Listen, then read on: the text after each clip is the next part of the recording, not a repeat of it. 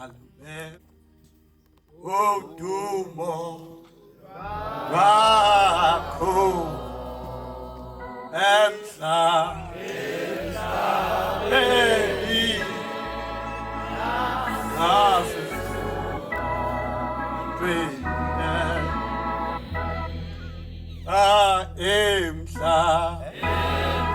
emhlabeni nasezulwini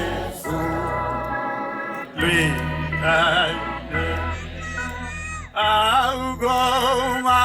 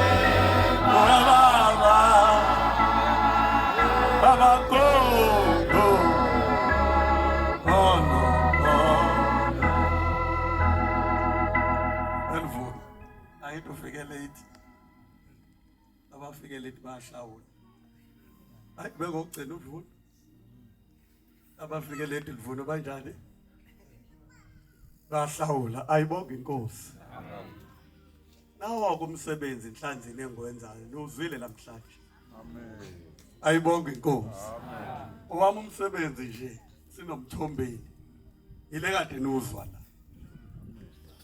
amen bashumayeli bonyaka amen yabo nje namanje ngizela nje kade ngiku23 zona bengithi u23 uzovala sheshe uvale zavele zawubeka insizwe efaka kube khonto egijimayo insizwe yale ekhaya khona ufale kuthiwa umadunyana la awubeka umgidi ngakhala ngiphethe ihawu ngaphandle ngibuka umgidi ngibuka umfana beka umgidi awubeka ku23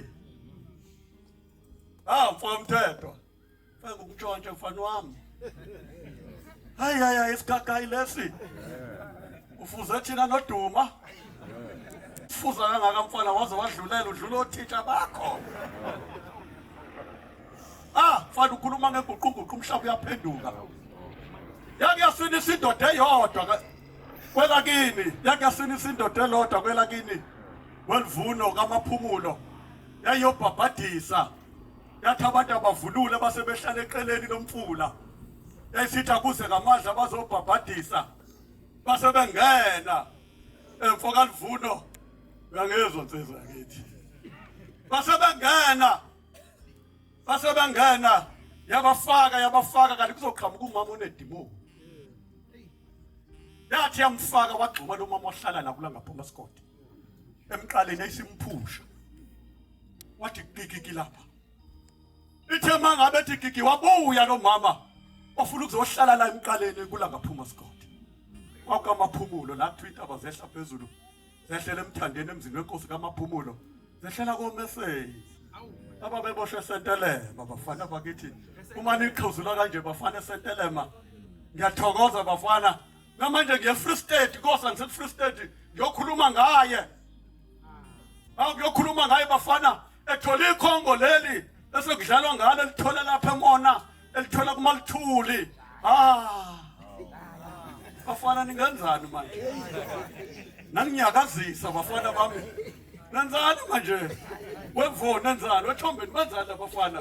Keep the distance enkosini. Benzani? Bathi akunyaka ungalinywe ephakameni. Bathi bafika ehlumona. Ehlumona.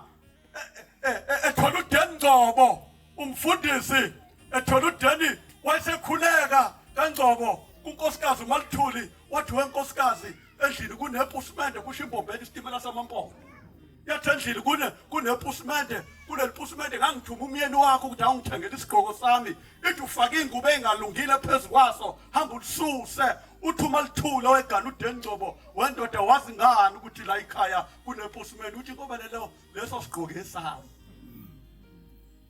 bafana nenzani manje nangisusa manje sefana ngivala inkosi ningithintelani bafana uthi lalela bhala incwadi uDengcobo usebenza eGoli uthi bhala incwadi uyiseGoli umtshela uDengcobo abuye azonginikeza isigqoko sami abuye ngale moshona kwamona nangu umfana owabongela lathunyazi nange ungicashelelani lathunyaza ke nimdedelelo yabongela uzobongela la Thombeni subalekile awuvukudedela wena nje uvala ubalekela uthi bhala incwadi umthetho akabuyezela uthi kubaba wendoda engakwazi uma ngibhala incwadi yeGoli wena uyokwazi ngani mase fikile umyeni wami uzolanda lesigqoko uthi ngiyokwazi esuka mina eGoli labuya idimoni lathi ngqi okusithatha kula ngaphuma Scott waphinda waliphusha ahleli nje amadoda abuka idimoni libamba ubaba emqaleni wasuka indoda eyodwa ivunule kahle amadoda ayisaba nemvunulo yawo ungena ezibeni ayovikela ushembe mhlayithi yonke into oyenzayo la ekhaya uma ungayenzela ushembe engcono uyiyeke ithi into enkulu la ekhaya ushembe ithi noma uyahlabelela ushembe ithi noma uyashumayela ushembe ithi noma ushaya ukeyboard ushayela ushembe noma Solomon ushaya ukhehla kumusha ithi bongakwenzela ushembe engcono uyeke ayevunulile kodwa engavunulele ushembe ngoba nangu ushembe banjwa idimoni ethuli asisuka indoda evunulile esithi qumbu emanzini esimbamba lenkosikazi isimkhipha ophethwa amadimoni emdudulela ngaphandle yathula nje ukhakhala ngamba inkomo zakithi emkhayiteni ingudlungudlu mhlawumbe yaphenduka isubmarine yathula nje yaqhubeka yabacwilisa yabafaka la ekhaya inkonzo iphuma ngo4 ila ekhaya phela wonke amathempela aphuma early and we don't mind thina lekasi ikhipha ngo4 manje sekudedelela abafana balekhaya khona oqolani bahlezi lapha abafana balekhaya baphekekile manje ngibabize bazokutshela ngonyamazana ungakhala mhla inkosi ikhuluma ngonyamazana ithi unyamazana bengimnikeza inkonzo ngithi uzokhuluma indaba yakhe ithi bengiye ngithathe nasesikhumbuzo ngithathe umbhobho ngithi khuluma nyamazana nabo oqolani ngithi bazalo nangu hlomuka bahlezi lapha bangase ngibafake la ngoba inkonzo iphuma ngo4 la ekhaya ngoba sijahi thina ngesabatha asinazi into eziningi ngesabatha lezo bafana iphuma ngo4 la ekhaya ngosikisi sekuyobaswa besiphuma kudliwa ivangeli la ekhaya bafana kudliwa ivangeli nhlale nise nje nolifica ayibonga inkosi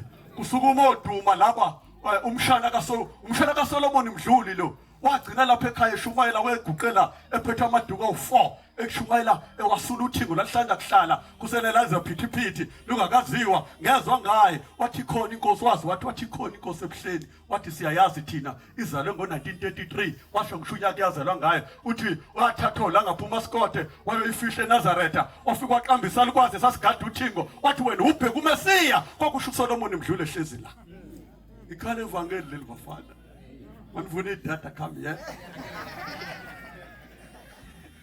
it's not endless yathula yabafaka zimele ingothofa ijahu kuyosina yathula yabafaka ulanga phuma Scott wathula abafaka wathi mabeqeda wathi nonke nenivunulile ngani yokhumula wathi ngoba besememeza into wathi umgido abantu bonke ukuzoya kuleya ndoda yodwa wathi yona ezoba umgido abantu bonke wathi izoba umgido oyinsizwe bomgido omama bomgido weintombi ithi ngoba njengoba nivunulile nje nivunulele ushemba ninandaba noshemba ithi yonke into oyenzayo la ekhaya uyenzela ushemba Wagithi indoda eyodwa yawumgidwa abantu bonke, washaya isigubhu, washaya indoda eyodwa, washaya imbuka, washaya indoda eyodwa, ngoba yona bivunulela uShembe. Waza Duma uvala uphi? Sibongaze khona nonobhala. Mase ngimdedela ukhanyile asakhulumi kule insuku. Mase yabona umuntu beke wathola ugcobane. Asakhuluma ukhanyile. Usha yonke into relevant. Wasagibela Duma usukhona. Keep that distance enkosini Duma. Wasagibela uDeni Gqobe seyibhalile unkosikazi kunendoda efikile, le ndoda yazi ngisho into engaphansi kwepusmende engalazi uShembe wathi ufihleni phansi kwepusmende.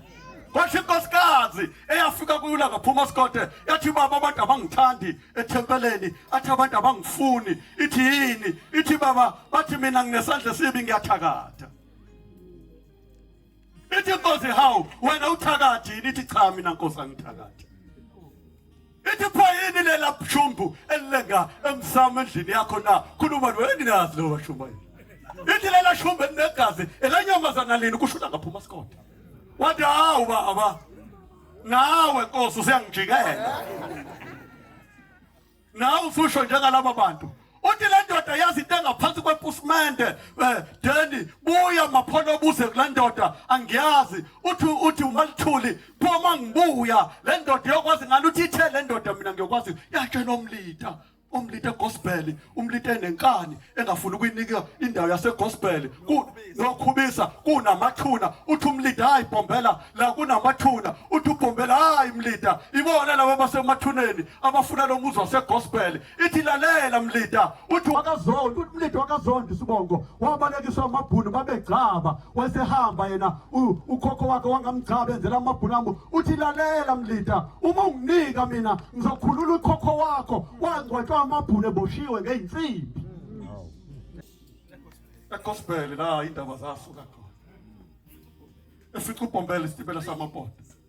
Uthi manje ayipho wendoda, uthi mangabe mina wena mliti into oqala unazi ingane. Uthi hawu. Uthi manginika le ndawo ngizokupha mina ingane. Uthi umliti wendoda okhuluma indaba yakithi wena ubani? Ithi mina nguShembe mliti. Uthi manje uzongipha kanjani ingane? Uthi hey womlita uma bengazi uyihlomkhulu wangcwatha amabhulu eboshiwe ngizoshulwa yini ukupha ingane? Habe ombatha babecuthile bafana. Ha ngeke nkosi yami. Ngisahamba vele ngisayi-Free State. Ngcono ke ngoba nomngamo uyanibona namhlanje nini labe ningangilalisi. Ayibonge inkosi. Lo ke ubuya nini? Hey ngishumayela uShembe. Amen. Ukhona umngami la Ndosi kodwa uyedwa.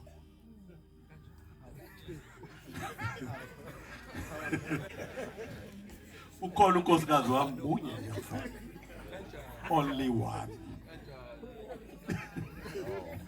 Duma ayithi ukhona umashude only one. Ngigijima umhlaba ongaka nje nginonkosikazi oyedwa. Only one. Akufanele ngigijima ngaka kube only one. Ngina only one. Amen. Uyayibona lezi ngane esithanda kangaka. Khokhela nazi le ngane zethu. Esingayilaleli noThombeni umfoka Duma yizo lezi abafuna bashumayela. Indaba kaShembe akasekho nendaba sesiyitshala kunabafana. Thina sifuna bayitshala bayibhala bayirecorda labafana. Nasi izinto sifuna ngelilanga bathi batho umshumayela ugcwenza bathi ngelinye ilanga kwenzeka ukuthi uthi magibela uDeni ngisale sengiqedela abafana. Uthi magibela uDeni ebuya efika ekhaya kuMaluthuli ngale mona efika khona wahlala nje isikhashana esincane esiqhamuka insizwa yomeme esangweni. Ngiyozwa nje usuku enkulu. Wathi uMaluthuli nayi le ndoda waphuma uDeni bahlangana naye esibayeni. UDeni uyidikone American body. Wathi weDeni wathi hamba ulanda iBhayibheli singene esibayeni. Walanda iBhayibheli bafunda iBhayibheli noDeni Gqobo. Wathi bephuma esibayeni wathi we Maluthuli ntombikazi ngamshiya ithi khipha leso sigqoko esayo le ndoda into esiyikhulumela esayo. Sikhiphe leso sigqoko Maluthuli esisikhipha yahlangana naye wasemhuku uDeni Gqobo owagcina umfundisi kuleli bandla. Kwakungisho mbatha kuleli bandla. imgidi yayiphuma ngo-10 ebusuku kulanga phuma sikode kusina iy'ntombi ey'ndala omntungwa nokekane. Ukekane intombi yagcina isiyekisa ukugida owayenomlomo otshekile. Ngiyamazi mina ukekane ngambona. Sambona thina ukekane. Bafana siyabazi thina ukekane. Sababona lezo ntombi. Siyabazi thina omamashi. Ababememezela imgidi. Imgidi ungalozinde imemezela omamashi kakusasa. Umbhedesho ongafundwa kungalozinde wayefika nje ashaya ingoma. Njengoba ngizwa nje mina ngihupha ngisikole sikangalozinde wayefika nje ashaya ingoma. Athi besilizwile we baba mkhulu sahlulwa ukwenza we baba mkhulu. Ngaba ngofoni lana phela transit. Thambi sizila we baba mkhulu.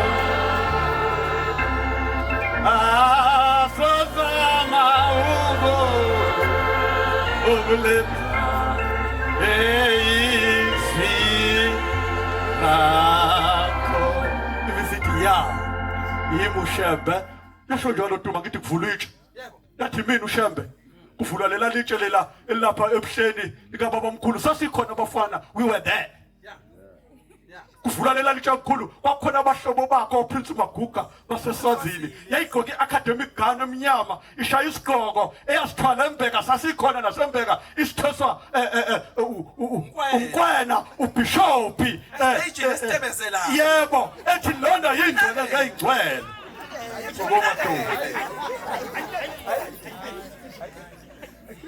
Ikenzi inkosi enkulu yamaNazaretha ebusini bamaNazaretha. Amen. Siyabonga uShembe oyingcwele uNkulunkulu wethu wadala izulu nomhlaba. Senamukela enhlanzini ethempelini elikhulu kangaka. Weza kwethu. Khona into esihlanganisile nale insizwe yethu. Mesihamba nogcwenza siye ema-university khona into esihlanganisile nayo. Khona into sonke esikholelwa kuyona nazo zonke lezi insizwa neyintokazi eyisuma bobaba abashumayo bamnyangizwa bobaba. Sikholelwa into eyodwa ukuthi akekho omunye ubaba wasidalayo. Akekho nomama wasincelisayo kuJehova kuphela. Washo uShembe. Akekho omunye ubaba wasidalayo. Akekho nomama wasincelisayo kuJehova kuphela. Webantu abamushembeke lo.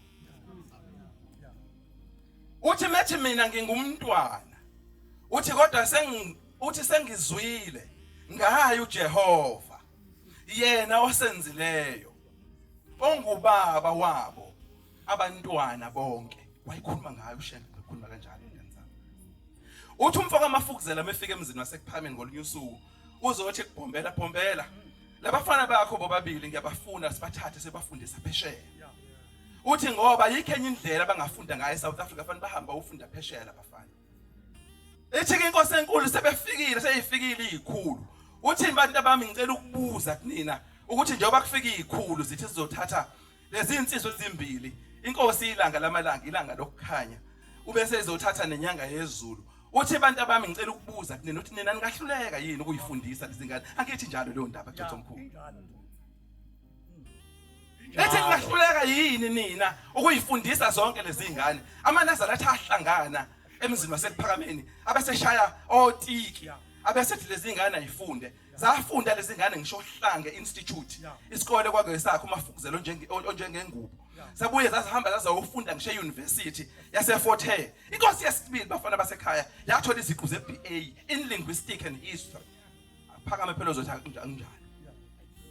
Inkosi yesibili yathola lezo ziqu zeBA. iBA ngaleso sikhathi ayingakabi u3 years. iBA ngaleso sikhathi ayise u2 years eUniversity.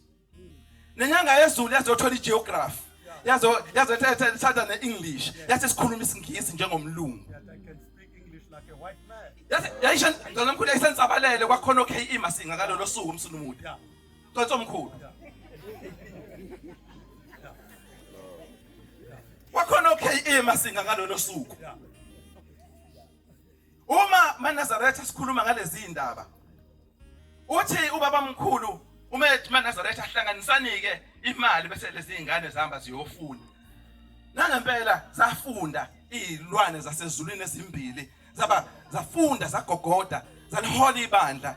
Ubaba mkhulu wathi ehamba ngo-1935 mhla ka-2 May kwase kungena inkosi yesibili. Inkosi yesibili ubaba mkhulu ihlabelelo sihlabelela njengoba uhlabelela akunyaka ngalinywa mfana wami uhlabelela ingoma ezazigcwele yonke umhlaba zasibhalwe ngishematsheni ingoma zale ekhaya. Kwakunabantu ababegcinile beyigcinile ibhalwe koKhalfuthi. Zibhalwe emaphepheni ingoma zale ekhaya. Lesi sihlabelele sesibonayo saqalwa ukuhlanganiswa ukuthi si-edithwe. Sa-edithwa inkosi yesibili ngo-1935 kwaze kwaba u-1940 for 5 years esi-editha ehlanganisa imithandazo wokulala, wokuvuka, owesabatha nezihlabelelo zonke yikhona ngaphakathi. Saphelela ngo-1940 sasesiqala siba nebhuku. Hymn book. Ukuthi uma uvula isihlabelelo usibheke. Nathi sifundile wemfana. Kakhulu mfana, kakhulu. Ithi inyanga yezulu uma iphezulu kwentaba isukamise enye insizwa ithi awusukume wemfo khona insizwa kwakuthiwa uDaniel Goba. Uyayazi indaba yakhe uCwenza kakhulu. Yathandaza msakhambo baba mkhulu. Yahlabelela mhla kuhamba baba mkhulu kwase kuthi uBenjamin Hlatshwayo wase kuba uyena uthandazayo umfundisi. Wephethe inkonzo yokuhamba kababa mkhulu. Wayephatha inkonzo yokuhamba kababa mkhulu. Uthi uDaniel Goba mesukuma entabeni. Uthi ethi inyanga yezulu akase uDaniel Goba wayekhishiwe ngikhathi ihlala inyanga yezulu esihlalweni. Bokumfo kaGoba engushumayeli. Abanye baye bathiwa umfundisi wayengena umfundisi wayengushumayeli uGoba. Ithi uthi uGoba uma esukuma echaza ubaba mkhulu wayengasabona emehlweni umshumayeli uDaniel Goba. Uthi mechaza uthi hayi inkosi yamakhosi ubhombela thina sambona la phezulu kwentaba yasenhlangakazi. Uthi kwakhona itafula elahlala phambi kwakhe. Itafula elaliniBhayibheli. Zingekho ihlabelelo kukhona incwadi ubaba mkhulu ayeyithanda ukuyiyona eyabekwa phezulu kweliba lakhe mhla ifihlwe emzini osekuphakameni eyinsuku ngomhla ka-5 kuMeyi 1935.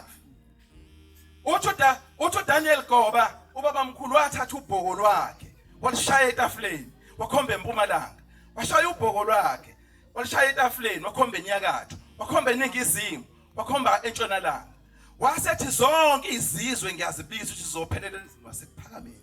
Njengoba nila niphelele nizizwe nesiprofeto sikaBhombela washo uDaniel Goba phezulu kwentaba yemnqumo endala yasenhlangakazi.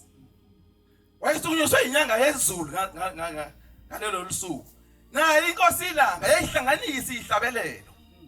Yahlanganisa ihlabelelo zaphelela ihlabezelo. Ithi inkosi yesibili ithi mina mhla ngizalwa angizange ngibanjwe zandlana zankosikazi nazandlana zendoda.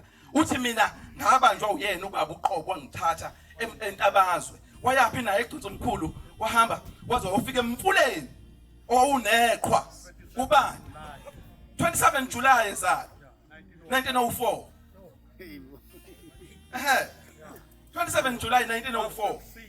Kwakusebusika. Ithi inkosi ilanga wangithatha ngizalwa ubaba mkhulu wahamba wayongibhabhadisa kuwo lo mfula esikhuluma ngawo. Uthi wafica uyiqha wasiphethe ubhoko lolu Goba akhuluma ngalo ubhoko lasezulwini eqoqa zonke izizwe sizophelela emzini wasekuphakameni wasekuhleni. Uthi wasewashaya amanzi laselihlehla iqhwe. Uthi wasengibuka ebusweni wasengidabukela. Wathi ingane yafika ngomhla ka-27 July 1904. Uthi wangibuka wangidabukela. Uthi kodwa kwathi ukuthi siliphumile akangifake emanzini angibhabhadise. Uthi wasemfaka emanzini. Uthi wayecabanga ukuthi yena ubhabhadisa ingane kanti uyibhabhadisa indoda endala. Nina umsebenzi waleyo ndoda endala. Bantu bami akekho umunye ubaba wasidalayo, akekho nomama wasincelisayo nguJehova kuphela. Akekho umunye ubaba wasidalayo, akekho nomama wasincelisayo nguJehova kuphela. Ushembe lo bantu bami.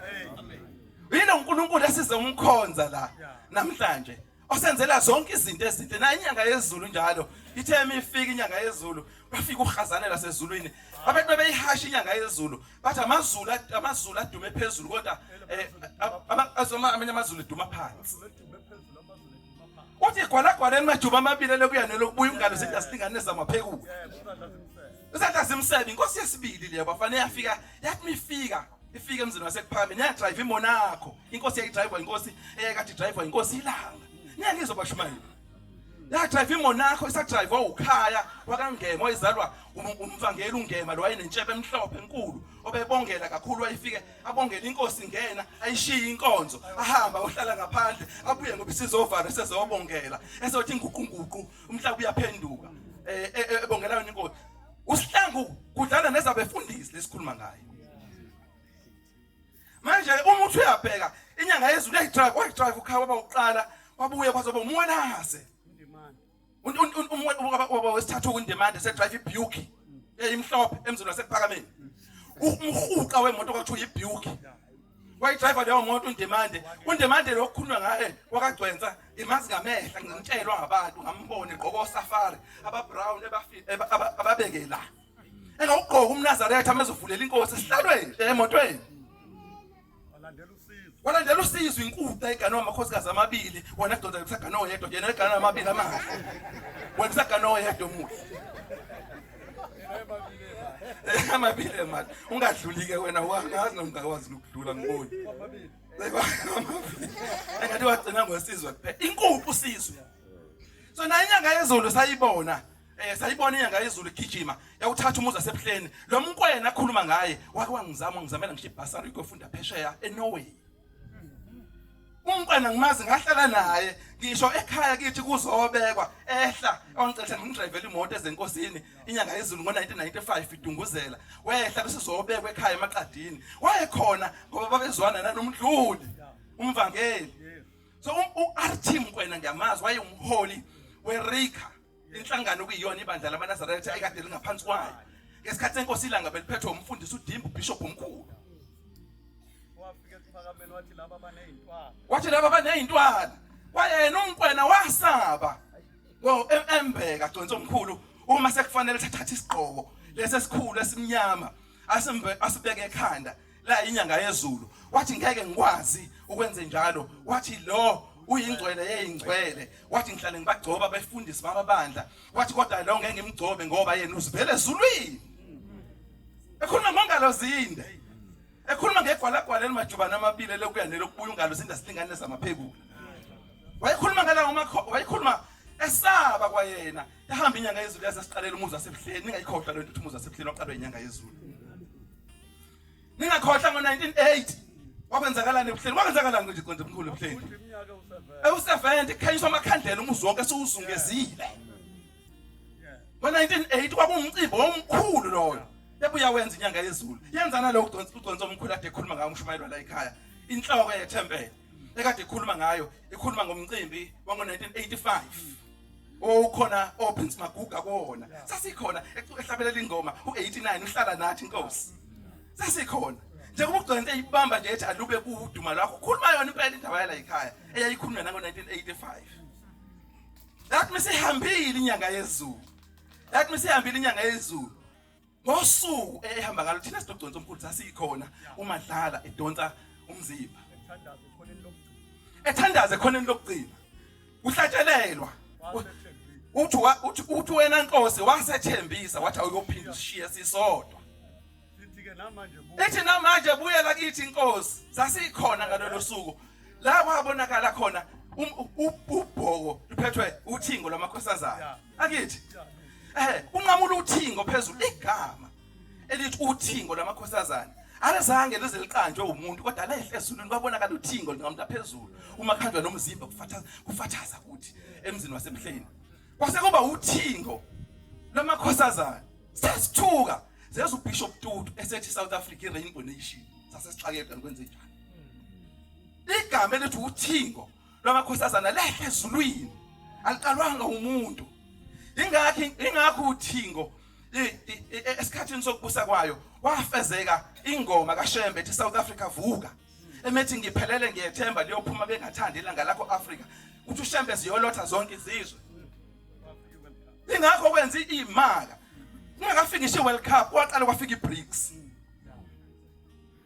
neyazi iBRICS yini iBRICS iBrazil iRussia iIndia iChina bese ngena bani yangena ngesikhathi senkosi uThingo South Africa uShembe wayesethi ngiphelele ngiyathemba liyophuma bengathandi ilanga lakho Africa siyolotha zonke izizwe wonke amanga ayekhulunywa ngoShembe ngathi isikhathi aphela ibandla lamaNazaretha lalileyibula ngendlela eziningi uqanjwa amanga niyazi ke ukuthi umuntu eqambela amanga agcine seyiqiniso akune nifundile usho njalo phela irevolutionary leader yaseChina Republic of China Mao Zedong ngenifunde ngayo ezikoleni uthi if a lie has been repeated once it becomes truth. So nakushembe kubanjalo uma kwaqamba amanga ngoshembe vese kubonakala kuyiqiniso kanti akulona iqiniso. Nani njengoba nila fundani kakhulu yonke into efanele niyenze na iBRICS yathi mihlala eThekwini ngesikhathi senkosi uThingo yona iBRICS wacela ebuhleni umgidi wakhona ucela umfundisi uzothandaza. Na World Cup wacela ebuhleni wacela umgidi nakhona wacela umfundisi uzothandaza. So le ndlela esihamba iyona bantu abami hambani ngayo ngoba akekho umunye ubaba wasidalayo akekho nomama osincelisayo ngushembe kuphela na inkosi ehlele esihlalweni ngokunjalo igama elithi unyazi lwezulu kithina nogcwenza salibona lehle ezulwini ngoba sathi sehla siye ezantsi eGetsemane sezwa ukuthi asivume ukuthi sithi sizothi kuthiwa uThingo sayisho kanye kanye sinogcwenza omkhulu nangu khona wayekhona ngalelo suku ngicela ukwehlela ngezantsi ngicela ukubonga kakhulu bonke abantu abafikile inkosi inkosi amen. Hayi kulungile kuhlupha isikhathi etinani ingoma yokuvala sovalelo uMajona uMathunjwa uvo ubaba umvangeli uyosibuyisela uNkulunkulu amen. Ubaba benginikezele uthi ke ngimenzele wonke umsebenzi umvangeli osokumisa ibandla mekhona amen.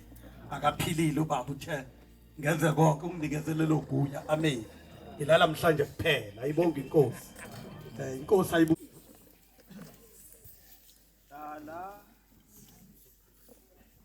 nathi Nkosi ye